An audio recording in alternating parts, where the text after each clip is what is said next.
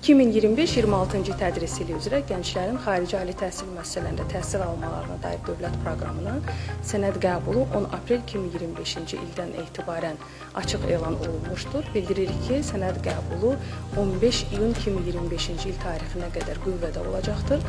Dövlət proqramına müraciət etmək istəyən hər bir namizəd portal.edu.az səhifəsi üzərindən şəxsi kabinet yaradaraq sənədləri təqdim etməlidirlər.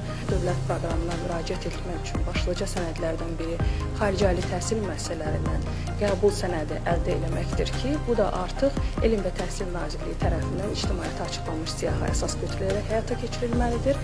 Hər il olduğu kimi bu ildə universitetlər üzrə reytinq cədvəllərindən 3 əsas reytinq cədvəli əsas götürülərək, onlardan Times Higher Education, QS Ranking və Şanxay reytinq cədvəlləri olmaqla ilk 10-luqda yer alan universitetlərdən istənilən ixtisas üzrə qəbul əldə etmiş namizədlər dövlət proqramına müraciət edə biləcəklər. Sənədlərini uğurla təqdim edən namizədlər növbəti mərhələ olan müsahibə mərhələsinə dəvət alacaqlar.